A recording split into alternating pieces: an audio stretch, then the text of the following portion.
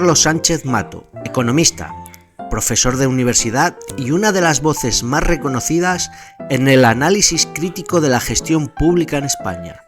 Fue concejal de Economía y Hacienda en el Ayuntamiento de Madrid entre 2015 y 2017, vinculado históricamente a Izquierda Unida. Ha combinado la acción institucional con otra muy importante, el trabajo técnico y divulgativo. Os dejamos con esta entrevista. Bueno, Carlos, encantado, es un auténtico placer estar aquí contigo, poder charlar, aunque sean 20 minutos, para nosotros es un placer. El gustazo es mío. ¿No? De estas veces que dices, creas estas cosas para poder llegar a charlar con gente tan interesante como tú. Pues muchas gracias, lo mismo digo. Muchas gracias. Es inevitable hablar del accidente que hemos tenido ahora recientemente, porque en tu blog, que lo sigo, para el que no lo siga, seguirlo porque es súper interesante, subiste, pues ayer creo, sin ir más lejos, que el caso de los trenes, del ferrocarril, que la liberación ha ido acompañada de una guerra de precios, presiones para reducir los cánones que pagan los operadores y al mismo tiempo rescates indirectos en mantenimientos e inversiones por parte de Adif. ¿Es compatible desde un punto de vista económico un modelo basado a la baja con garantizar la calidad, seguridad y sostenibilidad de una infraestructura pública estratégica?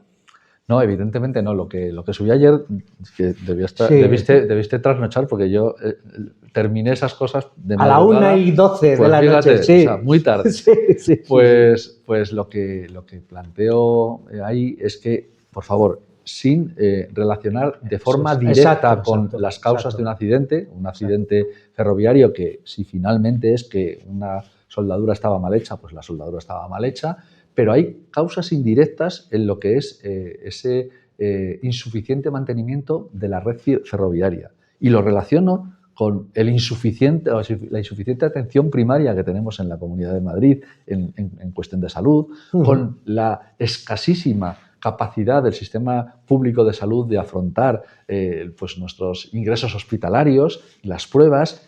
Es que no es compatible el prestar un servicio público con esa malintencionada colaboración público-privada. Los servicios públicos, si los gestiona una empresa privada, va a incorporar un factor que todo el mundo va a entender que lo haga en una economía capitalista. No estamos hablando de nada de moral. Va a incorporar su ánimo de lucro. Y el ánimo de lucro, conjugarlo con nuestra salud o con nuestra seguridad cuando viajamos en tren, es algo que se da de tortas. Y todo el mundo entenderá que si lo que quieren las compañías que circulan por la red de alta velocidad es que les bajen los cánones el gestor de las infraestructuras, es decir, lo que les cobra por pasar por la vía, y lo que quieren es que se les rebaje, y se les acaban de rebajar un 40% el canon de Adif, pues te vas a gastar menos dinero en mantenimiento y en inversiones. Que me digan, si no, cómo es posible. Las compañías operadoras de alta velocidad ponen a la venta billetes muy baratos y la gente, todos encantado, bien, billete, me voy por 6 euros a Málaga. ¿Y qué te piensas? ¿Te piensas que esa aparente competencia es en tu beneficio? Pues no. O sea, si yo entiendo que queramos billetes más baratos, pero los billetes más baratos no se consiguen con liberalización, se consiguen, entre otras cosas, con que en monopolios claros, como tiene que ser el transporte ferroviario, pues se realizan por parte de empresas públicas que no tengan beneficios ni pérdidas. Y por lo tanto, nos costará ir a Málaga o a Valencia lo que nos cuesta ir a Málaga y a Valencia teniendo en cuenta todos los parámetros de seguridad. Quien me diga que se puede conjugar una cosa y otra, pues cae en la más absoluta de las contradicciones. Durante todos estos años pasados, los periódicos, los medios de comunicación de masas de la derecha, los partidos políticos de la derecha, han aplaudido la liberalización diciendo que además había que reducir los cánones. Y luego ahora se asustan de que el mantenimiento no tenga el nivel de Francia. Bueno, pues es que entonces... ¿Qué queremos? O sea, sorber y soplar al mismo tiempo no se puede. Es complicado. Pues con noticias de rabiosa actualidad también, tenemos los del hospital de Torrejón de Ardoz, nosotros que somos de allí, nuestro medio es de allí, de Torrejón de Ardoz. También haces un análisis de todo el tema privado, que lo cuelgas en tu línea de difusión mi canal de Telegram. De Telegram, que es muy interesante, que yo también estoy ahí metido y cotilleo. Y dices que, bueno, y documentas que la gestión privada no es más que eficiente, sino que resulta para las arcas públicas más caras y con menor control, ¿no? Poniendo el ejemplo del Hospital de Torrejón, ¿dónde crees que se pierde la capacidad real de fiscalización en la supervisión, en los contratos o en el propio diseño del modelo concesional? Yo empiezo por el diseño. El diseño, lo que comentaba en el caso de la liberalización ferroviaria y en la gestión de los residuos sólidos urbanos, es que en todos los casos, si tú incorporas el factor de la necesidad del lucro, del beneficio que quieren obtener las empresas, eso solamente se puede obtener, si lo comparas con la gestión privada, pues rebajando las condiciones laborales de los trabajadores y trabajadoras, que al final en ese tipo de servicios supone deteriorar la calidad, o realizar, si es recogida de basuras, pues recoges la basura con menos periodicidad. Pues claro, pones menos contenedores, utilizas menos personal para la labor, y en el caso de la salud, pues reutilizas catéteres. Claro, es que es tristísimo, pero es así. Sí. O estiras las listas de espera para conseguir un ingreso per cápita que buscan los hospitales por el diseño del modelo. Y entonces dices, bueno, pero es que entonces si lo diseñáramos de otra manera, pero es que ¿cómo lo diseñas para que este tipo de situación no se pueda producir? Porque si tienes que garantizar el beneficio de la empresa y en el sistema capitalista y en la colaboración público-privada entra el beneficio de la empresa. Hemos normalizado esa palabra público-privada. Claro, pero que queremos cuadrar un círculo. Es imposible. Tú puedes decir, haces un pliego perfecto. El pliego perfecto que hagas es absolutamente imposible que se cumpla en igualdad de condiciones con la gestión directa por parte de una administración pública, y va a ser a costa de empeorar el servicio. Claro, hay cosas más sensibles que otras. La limpieza de los coles. El distrito de Vicálvaro, cuando estábamos por aquí de concejal presidente, pues veíamos que la gestión, la limpieza de los coles, pues estaba basado en que la empresita, que no era una grandísima empresa, pero la empresa, pues lo que hacía era que no cubría las bajas. Claro, cuando había alguna persona, normalmente personal, mujeres que estaban de baja, que tenían derecho a estar de baja, a estar enfermas, pues no cubrían las bajas. Claro, el diseño del contrato incluía que había que cubrir las bajas, pero ¿cómo supervisas con absolutamente dificultad, con qué herramientas y con muy poco personal supervisas el cumplimiento de contratos? Bueno, por supuesto que en el caso del Hospital de Torrejón, claro que la Comunidad de Madrid tiene muchísima más capacidad que un distrito de un barrio de Madrid de controlar la gestión de ese hospital. De voluntad política, ¿no? De un modelo de negocio. Pero también te digo, como es un modelo de negocio, si se supervisara y no les dejaran, reutilizar los catéteres, ¿sabéis lo que ocurriría? Que al final del año, el Hospital de Torrejón, en este caso Rivera Salud, diría: he tenido pérdidas, reequilíbrenme el contrato, es decir, páguenme más dinero adicional. Y se lo tendríamos que pagar. Recientemente han ingresado 31 millones. Claro, entonces lo que digo es que el modelo es perverso, el modelo es de imposible cuadratura. No nos puede beneficiar en la vida la gestión indirecta a través de empresas privadas, ni de salud, ni de limpieza viaria, ni de recogida de residuos, ni de gestión ferroviaria. En ninguno de esos casos, y dices, en alguna cosa, no se me ocurre más que elementos absolutamente ridículos o residuales. Los servicios públicos los tiene que gestionar la administración pública de forma directa. ¿Cómo? Con medios. ¿Cómo tienen que estar esos medios? Personales, en este caso, bien retribuidos, bien tratados, y eso dará lugar a mejores servicios públicos. Por lo tanto, eso es lo eficiente. Cuando te planteas que la gestión de los hospitales de Madrid, esos que inauguró Boy Platillo Esperanza Aguirre en su momento, esos 7 hospitales, y que hoy son los de Quirón y de Rivera Salud, bueno, pues ese modelo nos ha salido a precio de oro. Hice cálculo en su momento y salía como si hubiéramos pedido un préstamo y estuviéramos pagando prácticamente el 80% de tipo de interés. Tú irías a pagar un préstamo, aunque estés muy desesperado. Bueno, si estás muy desesperado y no lo vas a devolver, a lo mejor sí, irías a un banco y aceptarías un préstamo en esas condiciones. Sale a precio de oro. Y evidentemente, pues cuando, además de salirte a precio de oro, pues no te garantiza la salud, pues lógicamente estamos hablando de un modelo perverso. ¿Y por qué crees que no cala ese mensaje? ¿O no llega al ciudadano el de nos ha salido a coste de oro? Porque yo creo que quien quiere saberlo, por supuesto lo sabe. Desde luego la inmensa mayoría de la ciudadanía de Madrid sabe lo que supone de deterioro esa gestión privada de la sanidad, y lo que ocurre es que ahí también se enfoca para que las personas, imagínate, pues cuando tienes una determinada prueba, si te están saturando un hospital de gestión pública y público, pues y te dan la opción de irte a Torrejón a hacerte la prueba, pues cuando tienes prisa por hacerte una prueba, pues aceptas cualquier cosa, ¿vale? Bueno, no todo el mundo acepta cualquier cosa. En mi caso, yo no acepto eso y me supone a lo mejor tener que esperar por pruebas por más tiempo, pero no le podemos pedir heroicidades a la gente. O sea, no es que la gente no sea consciente. Yo creo que existe, diríamos, toda una posición que intenta derivarnos a que aceptemos pulpo como animal de compañía. Y esa aceptación tiene que ver, no es algo casual, tiene causas. En este caso, pues, el ejemplo último más claro, pues lo tenemos en la señora Ayuso y su señor novio, que es que viven en 2 pisazos que ha pagado Quirón. O sea, es así de claro, 2 pisazos en Madrid que cuestan casi 2 millones de euros. Sí. Vamos, es que es evidente, ha cobrado comisiones precisamente de esos que están siendo beneficiados por una gestión de la sanidad pública absolutamente delictuosa. No es, quiero decir, hay motivos claros y razones claras para que esto ocurra. Y que estamos pagando todo, al igual que estamos pagando por el sistema de pensiones, que también es otro de los puntos en los que sueles incidir mucho. Pero claro, Isaac, porque es que ahí también hay un planteamiento que al final no deja de ser otra derivada de lo mismo. Sí.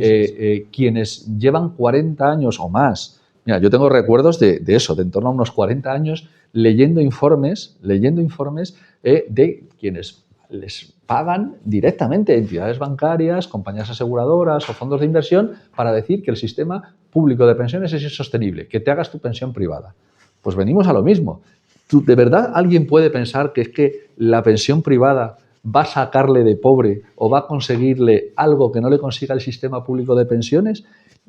Piensa quién te lo está contando. Bueno, pues los mismos que aseguraban la insostenibilidad del sistema público de pensiones cuando yo estudiaba hace 30 años, pues esos mismos que se equivocaron, ¿vale? Porque hoy el sistema público de pensiones es mucho más sólido, aunque todas las noticias estas que salen, mucho más sólido, porque depende de la voluntad política, y la voluntad política tiene clarísimo en el momento actual. Conseguimos una reforma de las pensiones en 2021 muy positiva, con pelos en la gatera que nos dejamos, pero muy positiva, y ante eso reaccionan, es decir, intentan volver con la matraca esa. ¿Quiénes se benefician? No hay día que no se benefician con que te hagas un plan de pensiones privado.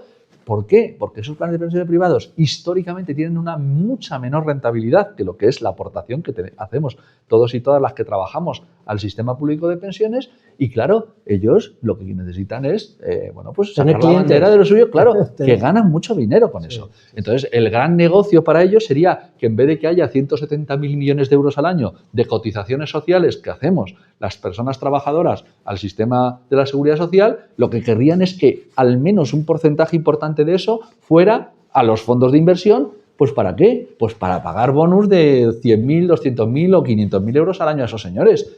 Esa gente tiene no solo ideología, sino además tiene interés de dinero económico en ello.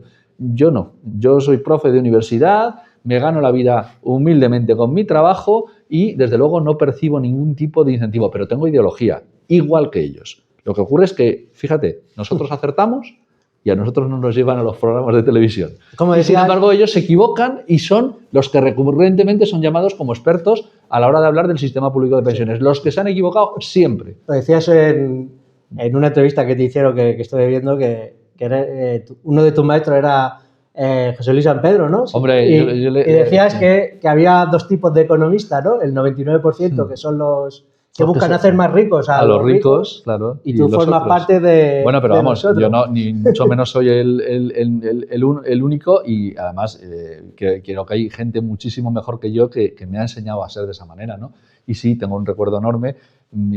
Ahora estoy en otro departamento en mi Facultad de Economía en la Complutense, pero en el que yo nací, en el departamento en el que yo más tiempo he estado, pues es el que de alguna manera creó José Luis San Pedro. Y bueno, pues esas raíces pues las guardo muy, muy en el corazón. O sea, que es puro negocio y no hay, o sea, cada vez que abrimos un titular es meter miedo a la sociedad. Pregúntate cuando veas un titular tremendista, pero en el sistema público de pensiones o en la gestión de la red ferroviaria o en la organización de las fiestas en un lugar, hasta eso. Tú pregúntate a qué responde esa determinada posición y verás que en muchas ocasiones esas apariencias de tecnocracia y de situación de planteamiento blanco, pues lo que tienen detrás es un interés muy claro y normalmente económico. Económico, ¿no? Respecto también al tema que nos une aquí, que estamos aquí en Vicálvaro, que nos han invitado nuestros amigos de Izquierda Unida Vicálvaro, al cual damos las gracias por traernos aquí. Vais a hablar de armas. Estamos viendo también rabiosa actualidad, ¿no? Todo el tema del conflicto, cómo cada vez los gobiernos se rearman más, están pidiendo a España por parte de la OTAN y Donald Trump que asumamos ese 5%, porque si no, no vamos a ser solidarios, y viene a decir como que somos un poco jetas, ¿no?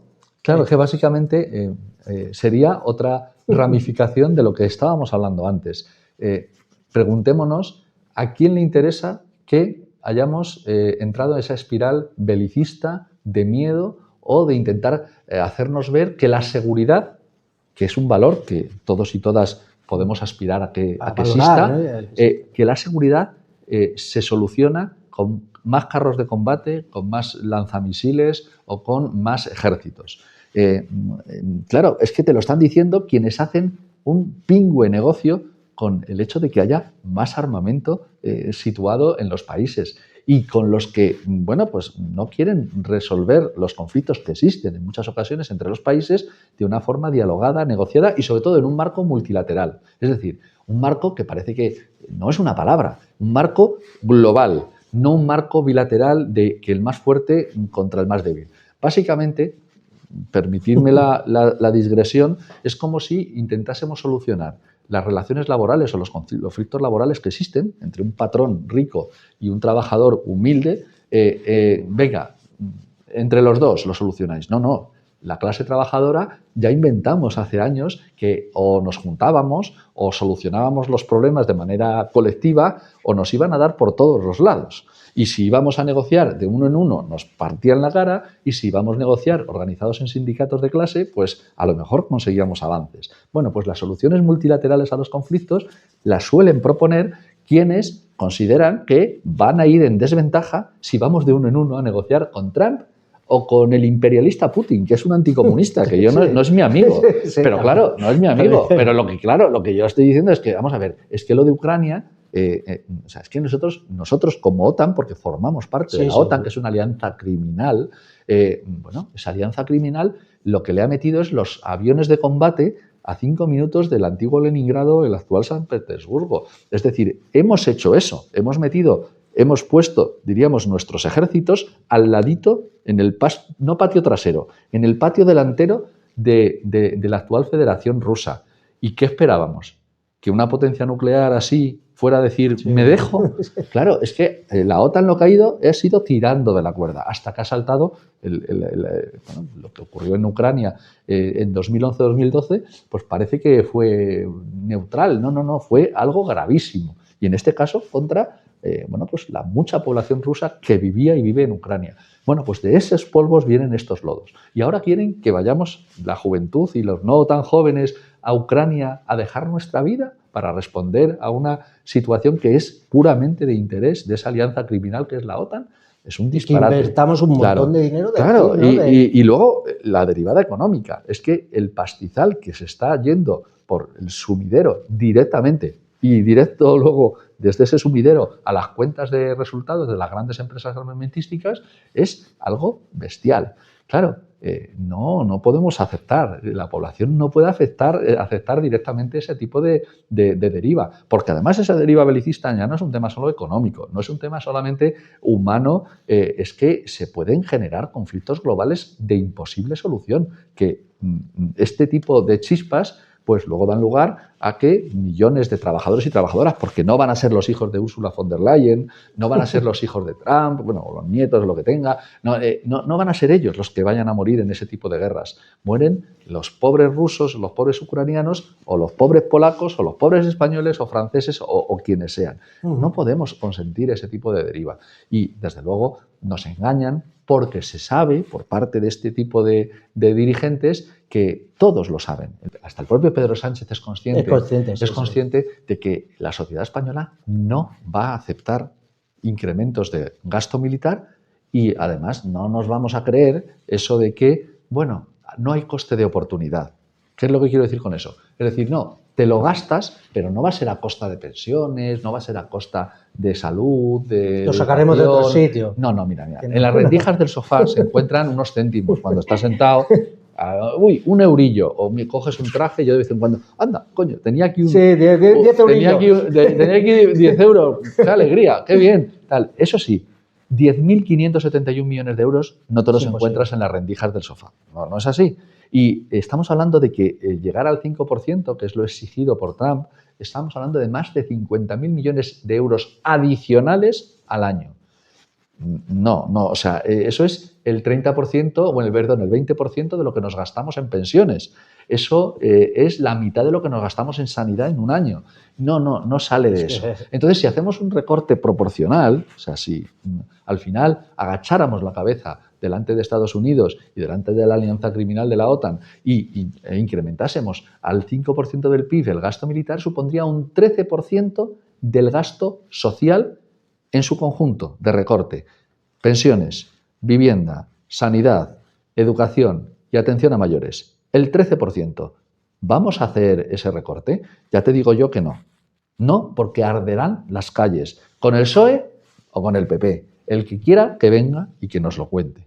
Que nos diga que vamos a hacer ese recorte a costa de, en este caso, de nuestro Estado insuficientemente dotado de bienestar, porque está insuficientemente dotado, que necesitamos gastar ese 3% en vivienda para nuestros jóvenes. En eso lo tenemos que gastar, no en carros de combate, que tenemos más que de sobra. Tenemos, en el momento actual, la suma de todas las fuerzas armadas de los países de la Unión Europea que pertenecen a la OTAN, es superior a lo que tiene Rusia.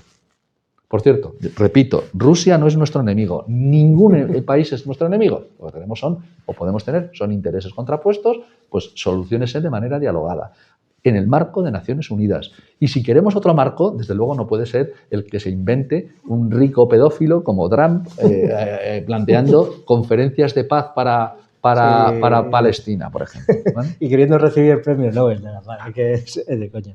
Y ya por último, para resaltar, que no te queremos robar más tiempo, quería, dar un poco hacer un poco de publicidad a esa labor que hiciste en el 2015-2017, que fue reducir la deuda del Ayuntamiento de Madrid. Esa no me la recuerdes pero no porque no, me acuerdo con muchísimo cariño de eso, pero no de reducir la deuda, que yo no quería reducir la deuda. Pero sin recortar, claro, sin recortar en gasto, es lo que quería ir, que es una labor brutal y mi pregunta es, ¿tú crees que si fuese la derecha el que hubiese hecho eso, un político de derecha, estarían estudiándolo en las mejores universidades del mundo? Y sin embargo, como eres de ese 1% que dice José Luis San Pedro, pues no se le da bombo, no salen los medios, no se estudia, ¿no? Es normal, Isaac, es normal porque, primero, no es ninguna... No debería de ser normal. A mí pero es normal porque es un conflicto de clases. Es lucha de clases de toda la vida y nosotros no podemos pensar, quienes somos comunistas no podemos pensar, es que, como Calimero, es que nos están mirando mal, es que nos critican, pues es normal, somos sus enemigos, somos adversarios de clase. Tuvimos la enorme fortuna, que además yo no hice nada, lo hizo en su conjunto mi organización, que me encomendó. Yo a quien tenía miedo no era a los ricos de Madrid, yo tenía miedo a mi asamblea, yo tenía miedo a mis locales vecinos, a mi Fátima, a mi Jesús, a mi tantos y tantos otros a los que teníamos que dar una respuesta. Y nuestras recetas, las de entonces, llevábamos décadas diciendo lo que queríamos hacer en el Ayuntamiento de Madrid.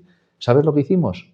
ponerlas en práctica, nada más. No fue ningún tipo de milagro, sabíamos que funcionaban. Como sabemos ahora que si nos dejasen el mando del Ministerio de Hacienda en el Gobierno de España o en la Comisión Europea fuéramos comisarios o comisarias, no digo yo, cualquier persona de mi equipo, cualquier persona con sentido común, cualquiera de vosotros, con conciencia de clase y estuvierais al mando de la Unión Europea, estoy absolutamente seguro que haríais o hubierais hecho lo mismo. Y es normal la reacción. Nosotros lo que queríamos en ese momento, y el equipo que me acompañó y al que yo acompañé en ese trayecto, lo que queríamos era durar lo suficiente para poder demostrar que nuestras tesis eran posibles. Que nuestras tesis, de hecho, eran las que luego otros compañeros y compañeras de mi espacio político y en Unidas Podemos pusimos en marcha durante la pandemia. Que es que durante la pandemia nacionalizamos los salarios en este país. Esos son los ERTEs, los nacionalizamos. Y eso el PSOE no lo habría hecho en la puñetera vida. Lo hizo porque estábamos nosotros y nosotras, estaban mis compañeros y compañeras, mis compañeros de Podemos, los de Izquierda Unida, estábamos ahí intentando, los comunes, intentando conseguir que cosas que normalmente la academia, en los grandes medios de comunicación dicen que son imposibles, decíamos, no solamente es que son posibles, si es que sabemos gestionar mejor vuestra mierda de sistema capitalista. Y sí, es que sabemos gestionarlo mucho mejor. Lo sabemos gestionar de manera más justa, de manera más sostenible. Pero también te digo una cosa, Isaac, es que aspiramos a ir más allá. No aspiramos solamente a que no se mercadee con nuestra salud o con nuestra vivienda. Claro. Aspiramos a superar este sistema criminal. Y ojalá algún día tengamos la posibilidad. ¿Crees que será posible? Yo espero vivirlo. Yo resisto y además con muchas ganas precisamente porque lo veo posible. Pues muchísimas gracias, Carlos. Ha sido un auténtico placer. Lo mismo digo. Gracias.